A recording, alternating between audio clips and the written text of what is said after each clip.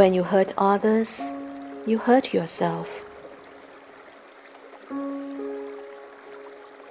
Once upon a time, there was a king who provided for a monk in his palace. This monk possesses some form of special power that enables him to foresee many things that will happen in the future. One day, the monk told the king, "Your Majesty, I would like to report a terrifying matter. Your country is going to be threatened by devastating flooding, and the entire city will submerge. The only way to predict accurately when the flood will occur is to send someone to do a daily check on a stone lion statue located in the market. If your men see that blood is flowing from the stone lion's eyes, it is an indication that the disaster will occur within the next 7 days." With that said, the monk decided that the time had come for him to take leave of the palace. The king trusted every word that the monk said and decided to send his 3 daughters to check on the stone lion daily.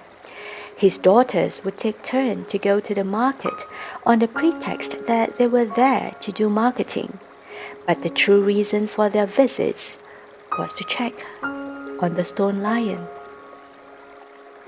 Just next to the lion statue, there were a few smart butchers who started to wonder, why would the princesses be made to do their own marketing? They became suspicious of the ulterior motive of the king, and they started to discuss among themselves. "The king has hundreds of male and female servants in the palace. He could jolly well send any one of the servants to purchase the meat. Why did he send his daughters to make the trip to the market daily? There must be something fishy going on." As such, when they saw the youngest princess one day, they decided to fish for some information from her. Being innocent and honest, and seeing that there were no other people around, the little princess revealed the truth to them. After she left, the 5 butchers came up with a plan to ride on the situation to make a fortune. In the middle of the night, they secretly painted the eyes of the stone lion with the blood of cow and sheep which they had collected.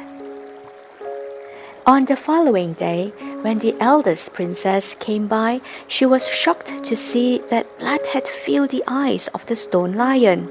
She hurried away to report the matter to the king. Upon hearing the news, the king summoned all his ministers and made the announcement to them. They started to plan for the auction of all the assets in the palace so that they can flee to the mountains soon as they can. The 5 butchers, being the ruthless opportunists, bought over all the assets and made a fortune they never would have imagined.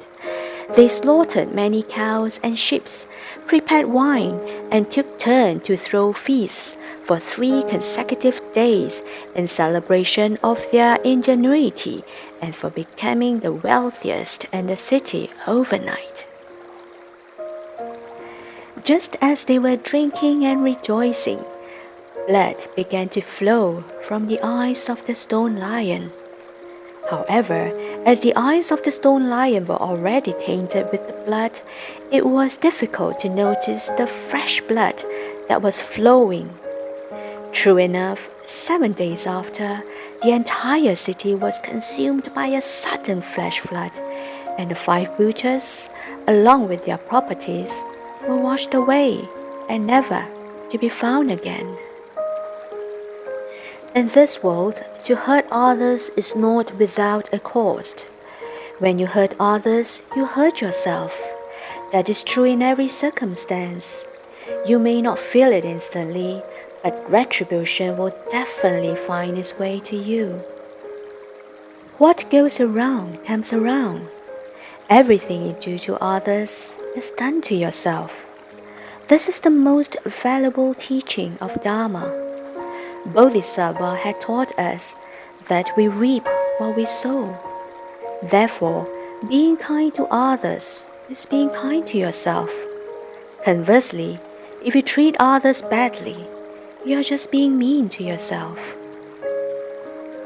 There is no exercise better for the heart than reaching down and lifting people up, or to do something that allows us to flex our kindness muscle, as ultimately, being kind not only makes others happy, it brings an even greater joy to ourselves.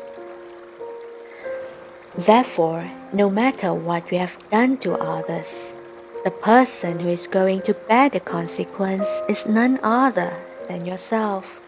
Similarly, whatever you have done or sacrificed for others, the one who is going to benefit from the kind act will be yourself.